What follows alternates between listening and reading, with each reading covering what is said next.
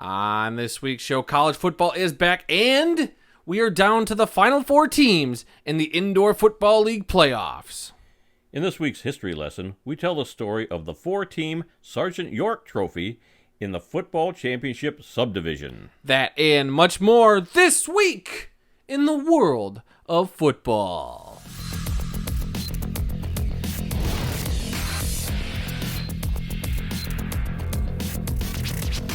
Hello again, everyone, and welcome to another edition of This Week in the World of Football. This is episode number 212 for August 31st, 2021.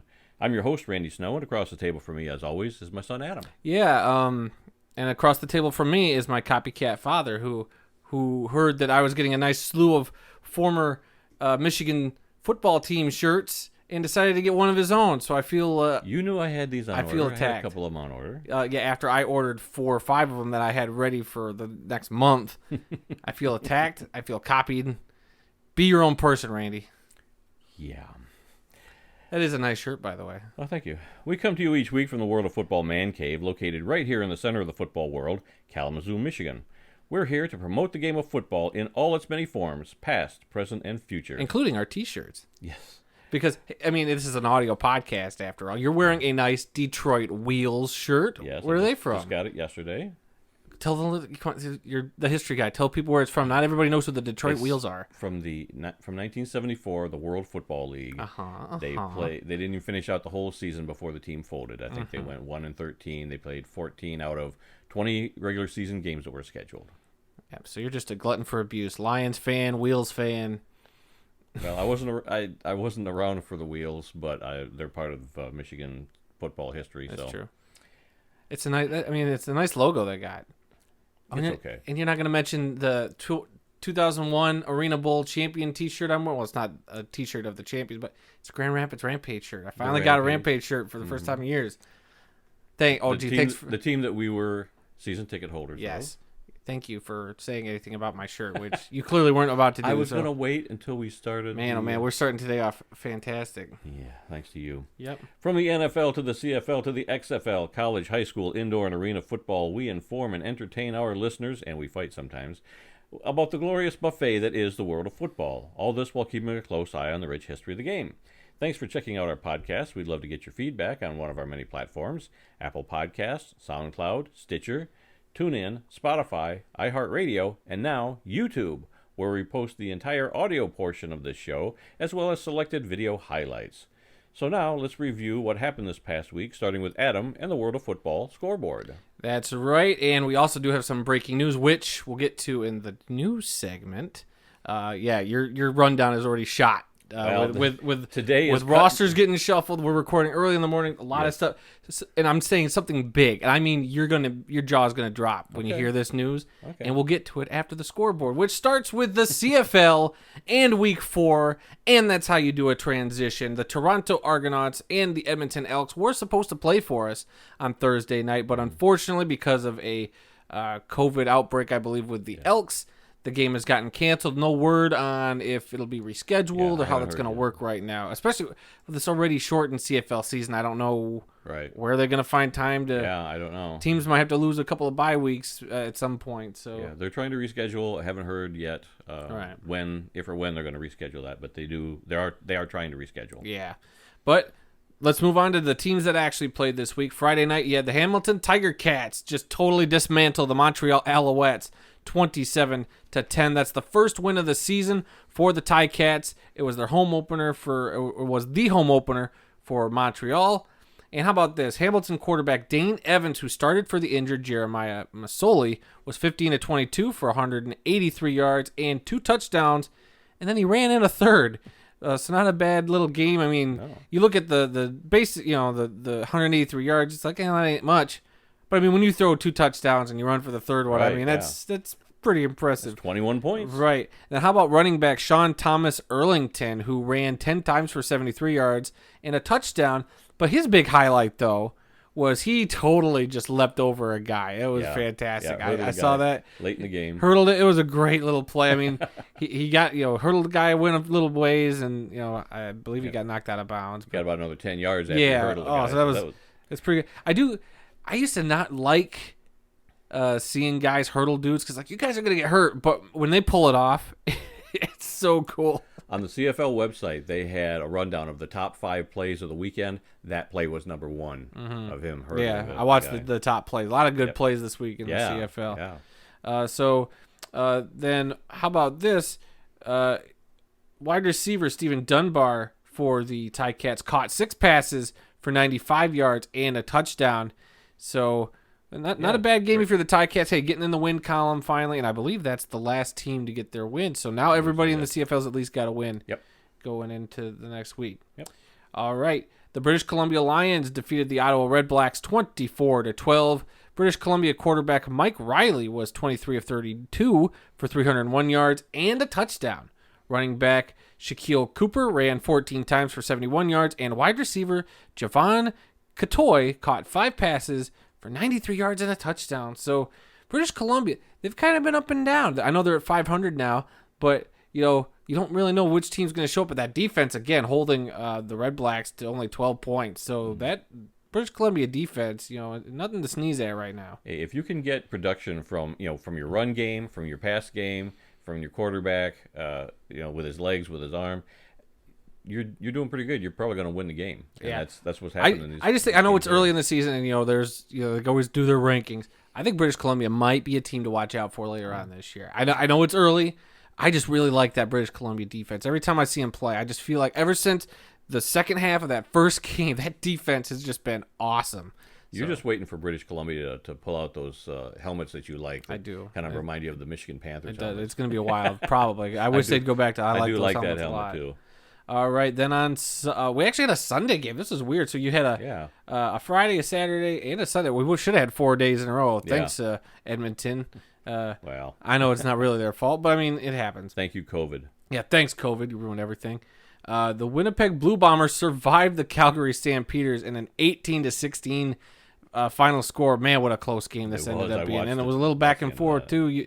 The momentum shifts were just dramatic there. I watched most of the second half, and it was all back and forth all game long. Winnipeg kicker Mark Leggio kicked the game winner with 37 seconds left. And then on the other side of the ball, Calgary's kicker Rene Paredes missed from 52 yards as time expired. So, boy, they had a chance to pull it out. Chance, and hey, it happened. That's football for you. Sometimes it just a 52-yard field goal. I mean, it ain't no sure thing. Nope. How about Winnipeg quarterback Zach Caleros, who was 16-25 for 243 yards. Then running back Andrew Harris ran 17 times for 81 yards and a touchdown. And then receiver Rashid Bailey caught 4 passes for 108 yards. 4 passes for 108 yards. That's pretty good. That's production. That's over 25 yards per catch right there. That's pretty good. And then for Calgary, how about rookie quarterback Jake Mayer, who was 30 of 39 for 309 yards in just his second game. So he's really stepped up in lieu of Bo Levi Mitchell in his injury. And I know, Calgary's 1-3 right now, but I like to see this Mayer kid. He can sling the ball. I've liked watching him a lot. Yeah, well, they were down by, at the end, with 37 seconds left, he worked their way down the field. He put him in a position to win the game. Yeah. So the kicker just came up a little bit short on his field goal. Otherwise, we'd be talking about, 2 weeks in a row that he's led his team to wins. And, what was he, 30 of 39 passes for 309 yards? That's a great day. And when you're throwing that much, you're afraid eventually, the odds and the numbers would tell you an interception's at some point going to happen. But man, for those 9 incompletion, just 9 incompletions out of the 39, that's still pretty crazy. To not turn the ball over was pretty astounding for a rookie, especially. Those were good stats. Those were comparable to his stats last week. Yeah, we liked him last week. I like him this week. Yep, he did a great job, and they just couldn't pull the win out. Didn't work out. Yep. And then on bye this week, officially on bye, the Saskatchewan Roughriders, who will play their next game at home against Winnipeg. So that should be an interesting game. Probably the 2 top teams in the CFL right now going head-to-head next week, especially to try to get a nice lead in that CFL West Division, which we're going to go down the standings right now in that West Division. You have Saskatchewan, who is on bye, obviously, at 3-0, followed by Winnipeg at 3-1. British Columbia in the middle spot with a 2-2 record. And then Edmonton in the 4th spot at 1-2, and Calgary rounding out the West with a 1-3 record. Every one of those teams has a different record. Yeah. Just based on the number of games they played and the bye weeks and everything, everybody has a completely different record in that conference. Yep. So then back into the East Division. The Toronto Argonauts sit at the top right now at 2-1, along with Hamilton, followed by Ottawa and Montreal, all at 1-2. Yep. So a little closer there in the West. All of them have only played 3 games, right? But well, we got 4 teams in the East, so it's a little more. It is always weird. I'm waiting for those Atlantic Schooners. Dang it! I'm waiting for the Schooners to get put into the league. Maybe in a year or so. Maybe in a year or so. But now let's talk some playoffs. Are you ready to talk some playoffs? Playoffs? Yeah, let's talk some playoffs. Okay, let's talk some playoffs because the Indoor Football League, it's round 1 of their playoffs. We had 4 games all weekend, all of them entertaining to different degrees. And we'll start off with the first game. The number 2 ranked Massachusetts Pirates defeated the number 7 Bismarck Bucks in embarrassing fashion, 44-19. I feel bad for the Bucks, but the Pirates, like we talked about them for several weeks now, jumping over from the NAL, and they're just putting a stamp on this league. Yeah, they're peaking at the right time. They won 8 in a row going into the playoffs, so watch out for the Pirates. Watch out for the Pirates. And then moving on, the Frisco Fighters that were ranked number 3 going into the playoffs. They defeat the number 6 Spokane Shock 44-33. Only 11-point win, but a win's a win. And we're pulling for Clint Dolezal, the head coach of the Fighters, down there in Frisco. Yeah, we'll see him get to the championship game. Then Saturday, what a game Saturday, because the number 5 seed Duke City Gladiators squeaked by and upset the number 4 ranked Iowa Barnstormers 34-33 on the last play of the game. Who could have predicted that, Randy? Who could have? You. You're dang right I could have. Yeah, and I did. Yeah, you predicted that last week. I did predict that. You said that Duke City was going to upset. Of all the matchups, that was the one I was like, this could be close. Kind of looking at some of their numbers, and it's a 5 and a 4. That's the most obviously evenly matched game, technically, just based on record. And I just didn't think I would play that great lately. And for whatever reason, Duke City, I was just like, I could see him winning. And guess what? Adam was right for once. So yeah, for once. For once. And then finally, the number 1 ranked Arizona Rattlers defeated the number 8 seed Sioux Falls Storm 69-42. This was also a rematch of the 2019 United Bowl. Yeah, no surprise that Arizona. No, but I'm not gonna lie. I thought maybe Arizona would run away with this a little further, but only a 27-point win. But still, I thought maybe it'd be like it would look more like the Massachusetts Pirates score, where it would be like 44-19 or 60-something-20. Like I was really expecting Arizona to really blow the doors off them. They blew the doors off of them, but I was just expecting like the wolf blowing down the house made of straw kind of situation. I fully expect Arizona to be in the championship game. Yeah. So speaking of championship, they got one more game to go before we figure out who will play in that 2021. They call it the United Bowl, don't they? Yes. Yeah, the 2021 United Bowl. So in the semifinal round on Saturday, you're gonna have the Frisco. Is that the matchup? I thought they were both on Saturday. No, one Saturday, one Sunday, from what I saw. Okay, well, the number 1 seed Arizona Rattlers will host the number 5 seed Duke City Gladiators, and then the number 2 seed Massachusetts Pirates will host the number 3 seed Frisco Fighters this weekend. You can check out their YouTube channel. They live stream their games, so good for. I like when I can get a chance to watch some of their streams. I think they do a decent job, putting those out there. These both should be really good games. They should be. I don't know if Duke City could pull out the upset, but I think that Frisco, Massachusetts game, that is the game you're going to want to watch. Yeah. Because Frisco was kind of the number 2 seed for a while there towards the end of the season, and just because they lost one game, that kind of pushed Massachusetts up. So I'm very curious to see this game. And with it being in Massachusetts, you got to lean towards the Pirates. Making it to the United Bowl in their first season in the Indoor Football League. Have that home crowd behind them. We'll see what happens. Yep. And now we're going to throw it over. So this is something we haven't done in a long time. Throwing it over to you for the scoreboard because guess what? College football is back, baby. Yeah, it's week 0 in college football, but dumb name, but I'm just glad college football is back. The games still count. It's not like preseason or anything. We had a matchup in the Big Ten. Illinois holds off Nebraska 30-22. And we had Frisco State shutting out UConn 45-0. That's a surprising score, 45-0. Yeah, wow. I mean, well, hold on, you're getting way ahead of us right now. You're not even going to talk about Illinois in that Nebraska game at all. Like, did you watch any of that game? I did not. No. No, wow. I really didn't. So, okay. There's too much football going I feel bad on for the guy doing the graphics right now because we've had to jump back to the Nebraska game. But the Illinois, I mean, it was pretty back and forth there. And for a while there, neither of these teams looked good. I don't think they're going to be good going down the stretch. But, Illinois, finally pulled away from Nebraska. It looked like they were going to handle Nebraska pretty well. But then Nebraska slowly started coming back and making that fourth quarter pretty interesting. They got within 8 points there at the end. They missed a field goal that would have put them down 7.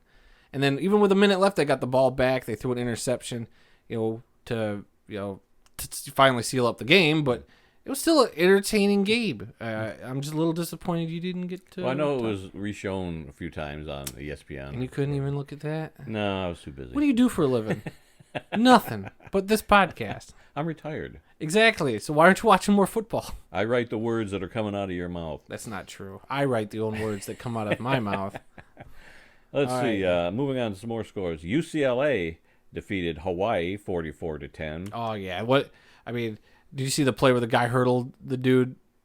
No. There was another good hurdling play, and I think that one was almost as impressive, if not a little more impressive than the CFL one. There was a game in the NFL, preseason game, where somebody hurdled somebody else too. A Lions player, I believe, hurdled somebody. That's right. But we're not talking about the Lions right now. We're talking about college football. Let's see what else. UTEP over New Mexico State 30-3. San Jose State over an FCS team, Southern Utah, 45-14. There was a clash of HBCU schools. It was North Carolina Central over Alcorn State, 23-14. There was also a matchup of FCS teams where Indiana State defeated Eastern Illinois, 26-21. And there was actually a Division II game also. Kentucky State over Capital State of Ohio, 20-6. Central State. What did I say? You said Capital State. Sorry, Central State. And I'm looking at your own notes that you say you yourself write down, and the words come out of your mouth. But guess what? You wrote it down, and that word did not come out of your mouth. That's true. From I was thinking, Ohio. When I was checking the NCAA website for scores, there was a Division III game. I saw that too. But there was no score attached to it, so I didn't put it on here. It happens. I don't know if it got canceled or.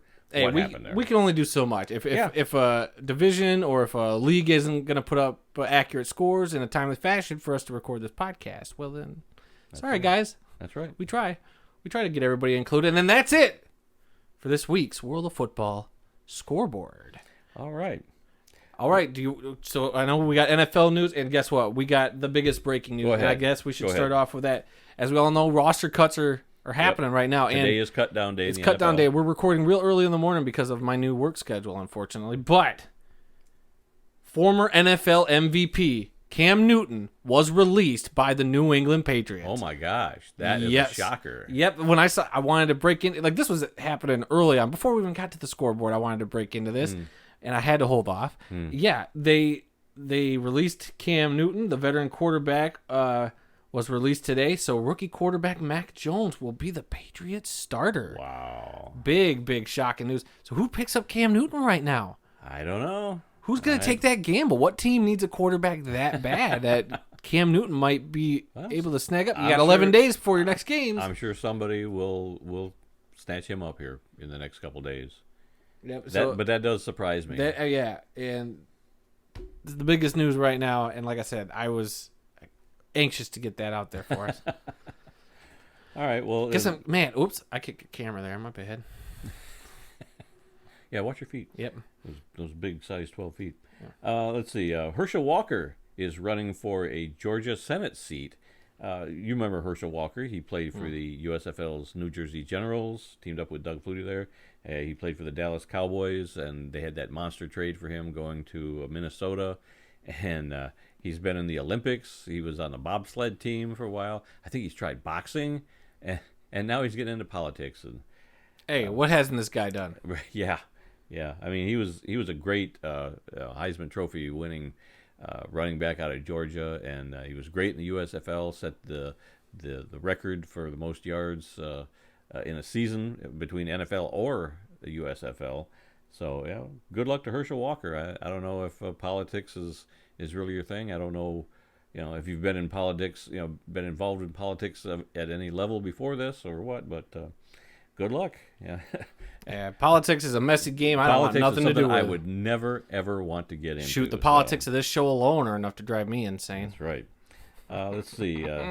Just a quick note. No. Our Lions went 0-3 in the preseason this year. I'm sick of this. No preseason champions for Detroit. That's this fine. year. I don't give a rat's butt. I don't care. It's preseason. I watched the game. That's as much as I could do as a fan. I watched the game with no expectations. I was just watching guys going, that guy should be cut. That guy should be cut. That guy. Pretty much everybody needed to be cut. And you just told me that the one running back, Reynolds. Yeah, Reynolds, who we liked during the preseason. We liked him in the preseason. He was doing great. Yeah, so hopefully he doesn't get picked up by another team. He should be a practice squad guy. Yeah, keep him around. He did well when he was in there. I liked watching him, but again, it was preseason. Yeah. He was going up against second, third string guys anyway. That's true.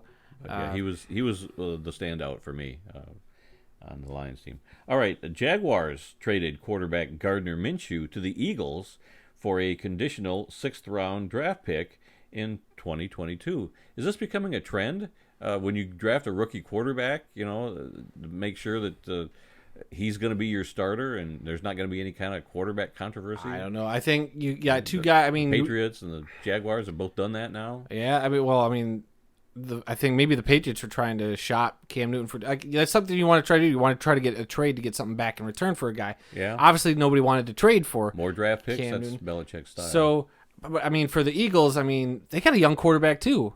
They got Jalen Hurts, who's supposed to be the guy the guy they just got rid of Carson Wentz for. Now you're bringing in another young quarterback with a little bit of experience behind him to be a competition against him. So. I don't know what the Eagles are really thinking doing this, other than if Hurts does stumble, we'll get another young guy who's proven he's all right. He's already kind of proven that he could maybe have some potential there. Maybe Minshew knows he's nothing more than a backup quarterback there, so there's no threat to the rookie starter. I don't know. Yeah. But man, what a week for the Jaguars, though. Unfortunately. Yeah, their rookie running back Travis Etienne. Is out for the season. What was it? Some kind of ankle injury. Yeah. But he and who's their quarterback? Trevor Lawrence, number 1 overall pick in the draft. They were teammates, and so everybody was looking forward to these two guys, teammates. Hooking up in the NFL, playing in the NFL together, and now they're going to have to wait a year for that. Yeah. So we shall see.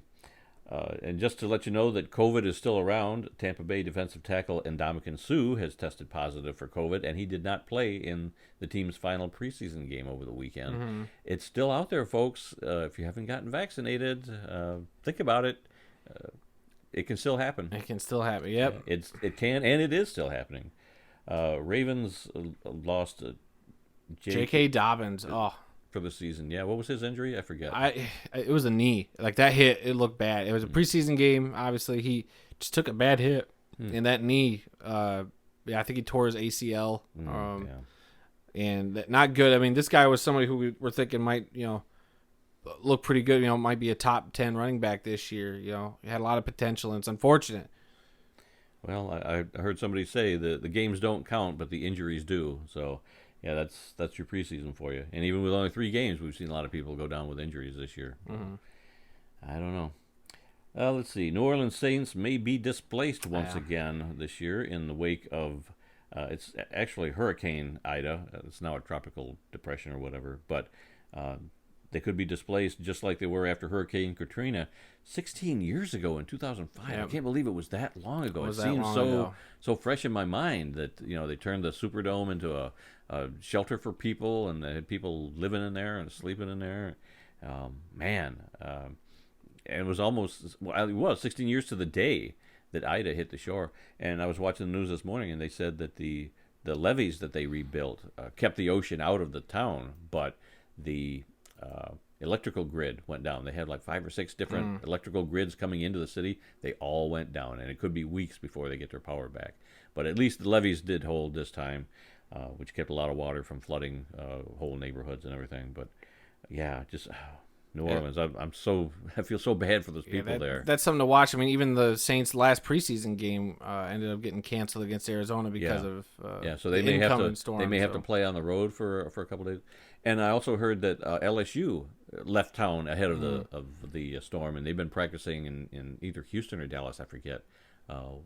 One of the teams went to Houston, the other went to Dallas, but they're practicing in another part of the state. So hard to say when they're going to get back to their home stadium. Yeah. Where they might be playing a couple of games on the road. Things are really up in the air right now. Yeah, it's just an unfortunate thing that's going to happen down there and along that Gulf Coast. Storms, and I mean, Florida's always getting hit by hurricanes, and that whole Louisiana, Mississippi, all that coastline down there along the Gulf. I mean, it's a possibility. Yeah. Maybe not every year. But I mean, there will always be a chance, and here we go, 16 years since the last time a big hurricane's really affected. I mean, we've had game cancellations before, games moved before, but to have more damage like this, it's unfortunate, and hopefully everybody's thinking about New Orleans right now, and hopefully we can get them taken care of, and that they can get back to normal as fast as possible. So. Yeah, and we kind of mentioned this last week in college football news. The Big Ten, the ACC, and the Pac-12 have formed an alliance. And we mentioned it last week, and we said, well, let's give it a week and see if we can get more information on what this really means. A week later, we know nothing. Exactly. Yep. I was going to say nothing. This alliance means nothing. There's nothing in writing. It's like a gentleman's agreement, and it's just all because they're trying to band together against the SEC to make sure that no other teams get poached from one conference to another. The way I always understood it, it's all about scheduling. It's more about these conferences playing each other to help make more meaningful games, maybe. But even then, it's so like a 4 bullet point thing that they said. It's like, well, that's it. Like, what's the big deal? Yeah, and it's like I said, it means nothing. Yeah. We all know that it's a reaction to the SEC adding 2 more teams from the Big 12 and becoming a super conference. So they're just trying to band together and say, well, look, we're between the 3 of us, we can take you on. I don't think that's the case. It's silly. The SEC is still the creme de la creme of the college football world, unfortunately. Right now, but that can all change. I mean, it can shift. It's crazy how fast that shifts. Wait, like, who knows? In a couple of years, what if Saban retires? You telling me the SEC is going to still be the creme de la creme? I think they would take a nosedive the minute Saban leaves. I don't know. Hard to say. They'll get another top-notch coach. Or maybe the Big Ten if they got rid of Harbaugh. Who knows? Maybe the Big Ten could jump back up if they got rid of Harbaugh. There's rumors about that, too. I mean, there's always rumors about that, man. I'm not a Michigan fan. I mean, I root for all Michigan college teams. Right. But, man, the University of Michigan fan is one of the craziest fans I've ever, like, delusional. Just like Notre Dame fans. Well, just like any football fan. Texas fans, just like Alabama fans. Hold on. Are Alabama fans delusional? How many national titles have they won the last few years? They are not delusional. Crazy. They're crazy, but they got a winner. Everybody's crazy about their team, just like we're crazy for Western Michigan here in town. Yes. Go Broncos. Beat U of M this weekend. Yeah, right. That's why you're ragging on U of M, because Western Michigan is playing them at the Big House. Yes. Let's go U of M. Well, whoops. Let's go WMU. Yeah, if they were to beat Michigan, you might see Harbaugh fired after the game. If Western wins, you bet your bottom dollar I'll be head to toe in Bronco swag next show. We'll be wearing Broncos gear if they win. Anytime they win, we'll be wearing Bronco gear probably. Well, let's not get too ahead of ourselves. I got a lot of different shirts I bought. Okay, I can't just exclusively wear Broncos every week. Let's see. High school news. Some of us are trying to get apparel contracts through this YouTube thing. Please. I attended my first football game. Congratulations. Moving on. 2 games. I went to 2 high school games on Thursday night and Friday night. For the first time as a host of a football podcast, you've gone to a football game. Congratulations. No, but this was the first time since 2019, September 15th, when we went to the LA Chargers Detroit game. So for me, it's been 680 days since I attended a football game. And now I pride myself on going to games every year, whether it's just a high school game or a college game at Western, maybe an NFL game. Every year I can go back, 20 years or so, back to 1999 is where I'm keeping my records, and absolutely nothing last year. So yeah, it's been 680 days for me, and it was just so much fun to go and see a couple of high school games this past week. One on Thursday night and one on Friday night. Yeah. Both varsity games. So, yeah, really good. Good to be back watching high school football in our area. All right, Hard Knocks, episode 3. A good episode. It took them 3 episodes, but they finally came out with a good episode. I enjoyed this one. And it started out with that now famous 3-minute drone footage of their training facility in Frisco, Texas. Now, I did a little research on this. Ooh, Randy doing research, everybody. Yes, it was filmed by a company called Sky Candy Studios out of Minneapolis. They had a 3-hour window to shoot this video, and they did it 15 times to get it right. And what you saw, what was on the show, was take number 15. So they finally got it perfect on that 15th take, and it was worth it. It was totally worth it. It's really cool. I mean, it was fantastic. The filmmaking / film lover side of me was like watching it, looking at it like, all right, where are these magical cuts they're making? Because like, there's a couple. Cuts. Well, there were a couple times, like you said, they turned in this dark hallway, and I was like, well, there could be a cut right there. Yeah. So I don't know if I believe this is all one take. It looks smooth. It looked like one take, which, hey, if you can do that and pull it off and make me question if it was real or not, then good job. Even if they didn't do it in one take, it was still impressive. It was still cool. And to see the scope and the scale of this stinking facility / little neighborhood they built just for the Cowboys is insane. Yeah. If anything, watch that alone. If you don't have HBO Max, I'd say at least go look at this footage. Yeah, you can find this on YouTube or anywhere. Go check this out. It was mind-boggling how this facility looked like. And you saw, God, there's little shops, a big plaza. A big meeting room, like a theater inside the building. Man, oh man, it was just a cool facility. It was almost like what I think they're trying to do with that Canton Village, the Hall of Fame Village. Yep. And I was like, oh my God, if the Lions could do this. I know we don't make enough money for the Lions to do this, but God, I would love a little Lions Village where like there's shops and the players could just like hang out and go to a barber shop there, like just a bunch of cool stuff. But stinking Dallas and all that money. This is why they're the most, this is what they can do, being the most valuable team in the world. God.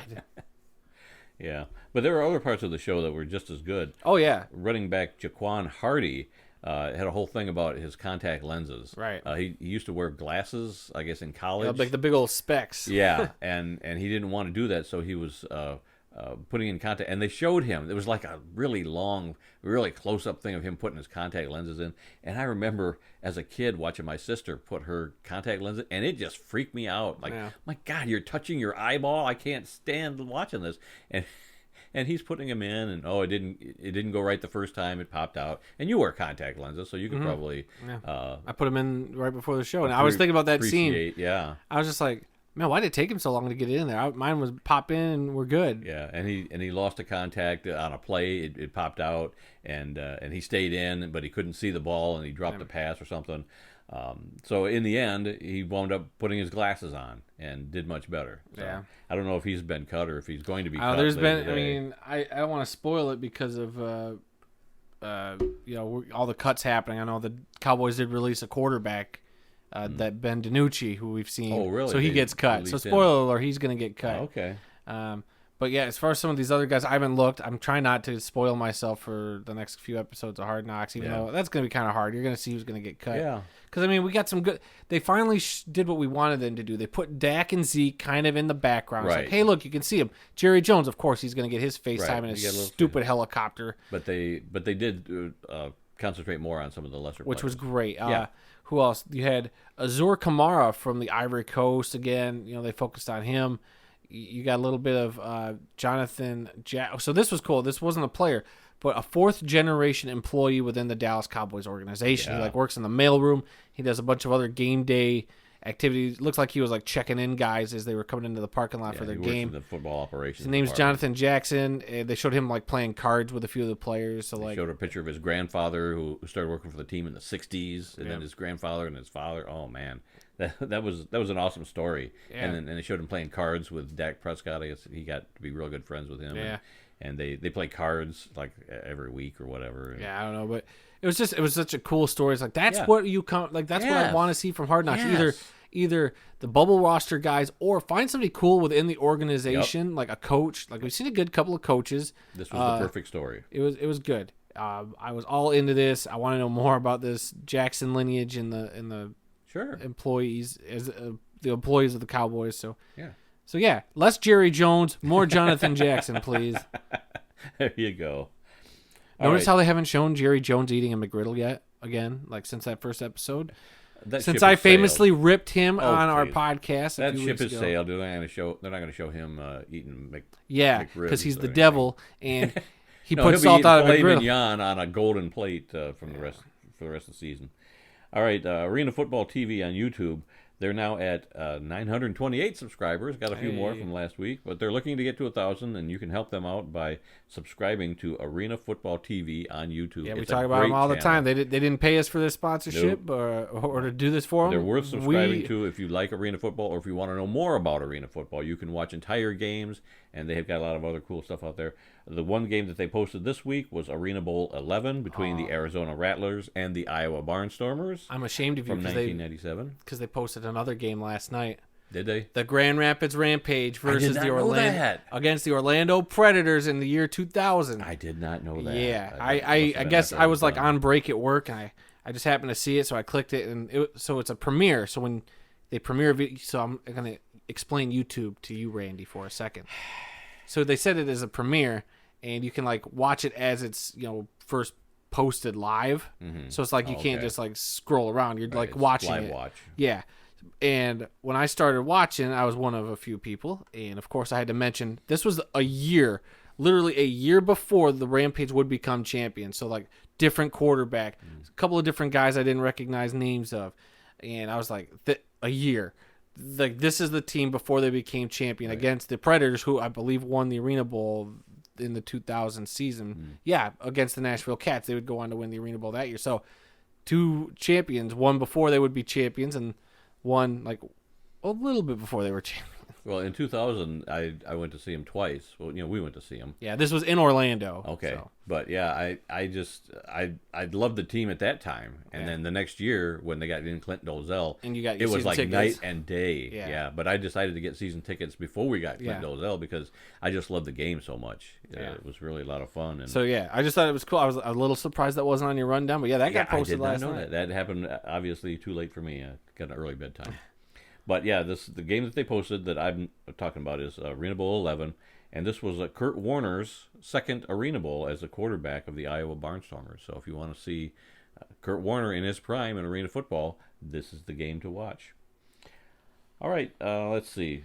I posted a thing on Twitter yesterday. Ed Asner passed away. Yeah. And we've been doing this Twitter thing and Facebook thing, and we've posted a lot of cool stuff, I've thought. But, we get a few likes here and there and whatnot. This thing went crazy. I was going to say, please don't say viral, because it didn't go viral, Randy. No, but this is the most liked tweet we've ever done, and it got like 107 at last count.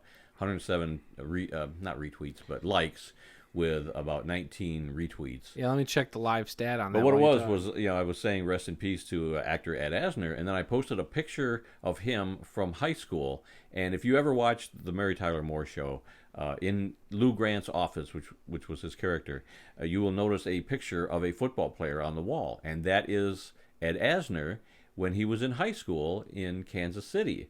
So I reposted that picture along with a little story about that, and man, it took off. We've never had anything have 100 likes before. Yeah, 107 likes, 19 retweets, not bad. Yeah, it just every few minutes my phone was going off.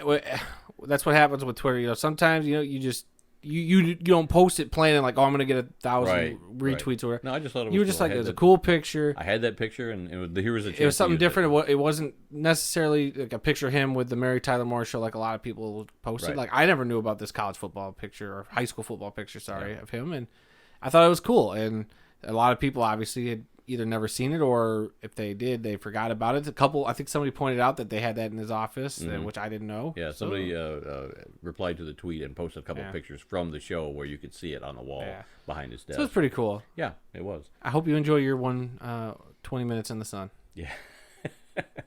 Well, thank you. Yeah. You're very welcome. All right, well, we're going to move on to some obituaries today. This is where we take a moment to honor those who've made the world of football a better place.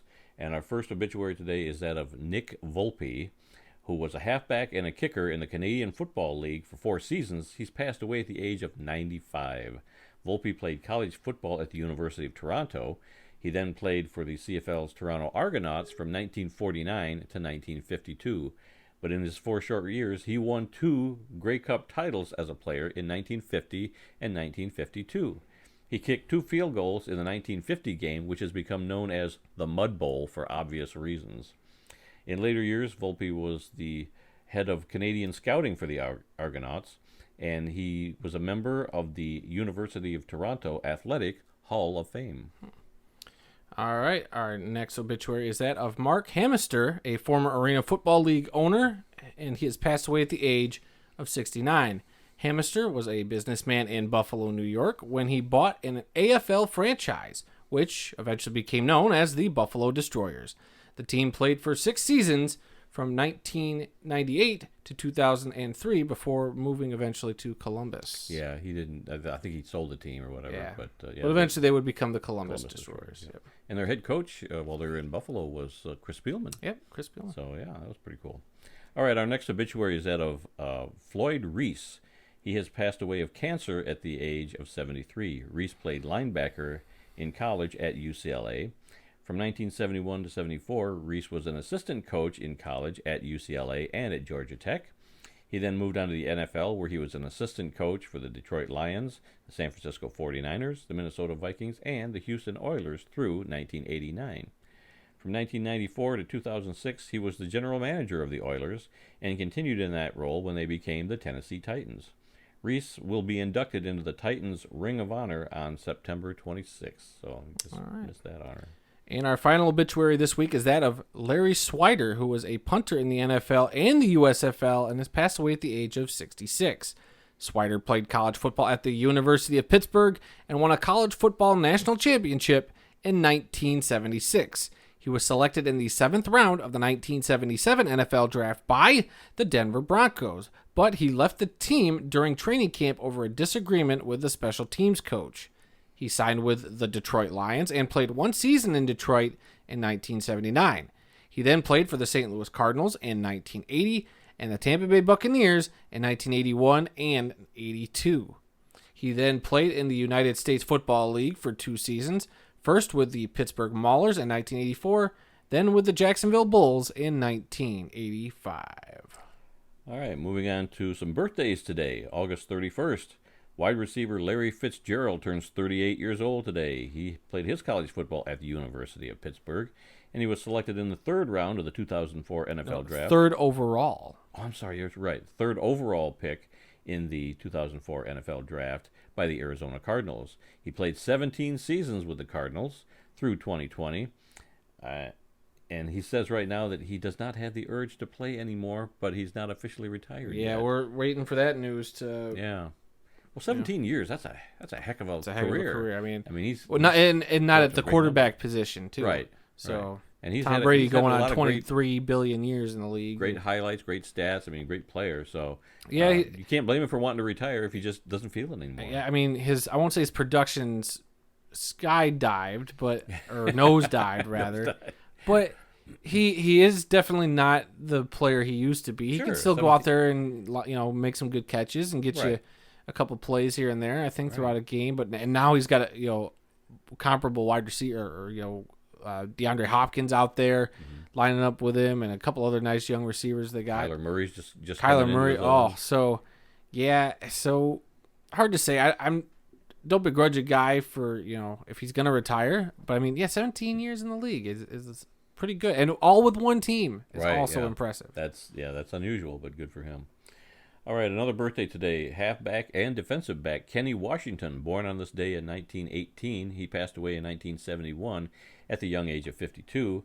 Played his college football at UCLA, and he broke the color barrier in the NFL in 1946 when he signed with the Los Angeles Rams, along with Woody Strode. He played for the Rams from 1946 to 1948, so a short career in the NFL, but important due to the fact that breaking the color barrier a year before Jackie Robinson did so in Major League Baseball. And our last birthday today is that of Coach Jim Fossil, born on this date in 1949, and he passed away just this past June at the age of 71. He was a quarterback in college at Long Beach State and was selected in the 7th round of the 1972 NFL Draft by the Chicago Bears. He played for the Hawaiians of the World Football League in 1974 and 1975. He was the offensive coordinator of the USFL's New Orleans Breakers in 1984. He was also the head coach of the New York Giants from 1997 to 2003, and he was named NFL Coach of the Year in 1997. From 2004 to 2007, he was an assistant coach with the Baltimore Ravens, and Fossil finished his coaching career as the head coach of the Las Vegas Locomotives of the United Football League from 2009 to 2012, and he won UFL titles in 2009 and 2010. Yep. So those are the birthdays for today. All right, any other breaking news that you want to get into before we get into today's history lesson? Nope, unless the Lions parted ways with Geronimo Allison. He was a receiver from Green Bay. Good. Didn't play last year because he opted out of the season. So then this year, I didn't see him at all during the preseason, so I think they were just finally like, you know what? He had a touchdown catch, I think, in this last game. Okay, yeah. I guess I must have missed that one, but hey, whatever. The Lions are going to do what they got to do. So, right. Yeah. Hopefully they're making all the right moves this year. Oh, we'll see. We shall see, of course. All right. Moving on to this week's history lesson. And this week we have the story of a trophy from the FCS level and that was named after a World War I Army hero, and it's called the Sergeant York Trophy. There are many well-known college football trophies that are played for every year, from the Little Brown Jug to Paul Bunyan to Floyd of Rosedale. But there is one trophy at the FCS level that you've probably never heard of, unless you happen to live in the state of Tennessee. And it is named after an American war hero. The Sergeant York Trophy is awarded annually to the team with the best record between 4 different schools in the Ohio Valley Conference: Austin Peay in Clarksville, Tennessee State in Nashville, Tennessee Technical University in Cookeville, and the University of Tennessee at Martin. The trophy is named in honor of Sergeant Alvin C. York, a decorated American soldier during World War I. On October 8, 1918, then Corporal York single-handedly captured 132 enemy soldiers. He was promoted to the rank of sergeant and awarded the Army's Distinguished Service Cross. He also received 2 commendation medals from France, 1 from Italy, and the War Medal of Montenegro. Upon his return to the United States in 1919, he was awarded the Congressional Medal of Honor, the highest award any soldier can receive. After the war, York returned to his home in Pall Mall, Tennessee. He devoted his life to improving educational opportunities for children in the state of Tennessee. York died on September 2, 1964, at the age of 76. In 1941, a movie was made starring Gary Cooper as Sergeant York. Cooper won an Oscar for his performance. The Sergeant York Trophy was established in 2007, and Tennessee State was the first team to take the trophy home. Other college football trophies that are battled for by more than 2 teams include the Commander-in-Chief's Trophy between Army, Navy, and Air Force, which dates back to 1972, and the Michigan Mack Trophy in the Mid-American Conference between Eastern Michigan, Western Michigan, and Central Michigan. This trophy dates back to 2005. While trophies between more than 2 teams are rare in college football, they nevertheless mean a lot to the schools that compete for them. See, you're always finding these trophies I've never, ever heard of, which I guess is the whole point. Well, everybody's familiar with the big ones, the Little Brown Jug and Floyd of Rosedale and those kind of things, but there are trophies throughout, all the different divisions, and that don't get a lot of attention. But I thought this was interesting because it does go between 4 different teams. We've got the Mack Trophy that Western Michigan plays for, the Michigan Mack Trophy between Western Michigan, Central Michigan, Eastern Michigan. So that's kind of cool. But I think it's the only one where 4 schools are involved. So it's kind of interesting. Yeah. All right. Upcoming events calendar. I just saw this last night. September 1st is the premiere of Eli's Places on ESPN. This is where he's going to be going around talking about college football and history. ESPN Plus. Don't forget that big old Plus Didn't I say Plus? I just said ESPN. ESPN Plus. Yeah. I love Peyton's Places, and from what I've seen so far, I'm going to love Eli's Places. Yeah. So I'm really looking forward to it. Is there even going to be a third season of Peyton's Places? Or I don't know. With him and Eli doing... I thought you were going to say, we're going to get Cooper's Places, where where he goes around and tests the best hot dogs at different stadiums. I mean, I'd watch that, but let's not get ahead of ourselves. Let's let Eli's Places premiere first before we get excited. I'm looking forward to seeing the first episode of that. And then this Sunday, September 5th, the Black College Football Hall of Fame Classic at Tom Benson Stadium, Hall of Fame Stadium in Canton. You're going to get Grambling versus Tennessee State. I talked about wanting to go to that game. I don't think it's going to happen, but it's going to be on NFL Network, so you'll be able to watch that game this Sunday from Tom Benson Stadium. And then next Thursday, September 9th. Get your fantasy boards ready, everybody. NFL regular season begins. The Dallas Cowboys at the Tampa Bay Buccaneers. Dak versus Tom Brady. I wonder who's going to win that game. It's a toss-up. I'm serious. I'm very curious. I mean, we're going to make our picks. Next week, we start doing our picks, and we're going to do something new with the picks this year, so I'm excited to get that going, and I'm just excited for football. Unfortunately, I'll be out of every year, that Thursday, the first Thursday of football season, I am out of town, well, except for last year because of the cancellation, but I normally go to a music festival every year and go camping. This year, the festival's canceled again, but my friends and I, we were all said, you know what, we already got the time off of work. Let's still go camping, but we'll go somewhere else. And we'll go, instead of a music festival, we'll just go find a nice state park somewhere, maybe in the UP, maybe in just the upper parts of Michigan. And so we're going to do that. So unfortunately, I might be able to catch on my phone, depends on reception a little bit, because one buddy is in my fantasy league with me, or one of my many fantasy leagues I'm now in. Oh, gosh. Yeah, I know you. Hey, you have a chance to be in a fantasy league. Why don't you just? No, I'm not a fan. You can have a cool you can have a cool fantasy team name. What have I always said? My fantasy is the Detroit Lions winning the Super Bowl, and that's never going to happen. So jump ship. We could have we have an opportunity to have two World of Football franchises in a particular fantasy league, and no, thank you. We could totally dominate. Because I don't want to run your team for you, but we'd have a better chance of winning in a 16-team league if you joined. No. Two of us. No, thank you. The World of Football could be... We can maybe... If there's a trophy, we can set a trophy right here on the desk every week. Or if we're losers, like I bought a loser trophy for my other league, we got the toilet seats hanging up right behind us to prove that we're losers. Like, it'd be great. No. Fine. All right. I tried. Anything before we bring this episode to a close? Nope, but I'm sure, throughout the day there's going to be more big names. I mean, Cam Newton, I'm a little shocked. Yes. That's the biggest one so far. Shocked about the Cam Newton. I thought they would at least keep him around and let him start a few games before they thought maybe Mac Jones was more prepared. But no, they got rid of him right before the first game. And it seems odd because there's 11 days or something now before the first game, so man. So you get rid of a preseason game to now have a whole other bye week before the season, which I kind of like. I don't mind the bye week kind of sort of thing before the season. Get your team kind of prepared instead of jumping from a preseason game to a regular season game. Right. So hey, this is a different kind of season. It'll be a bigger season. We got 18 weeks of regular season football to sit through. Yeah, it's gonna be great. Yeah, the biggest season ever.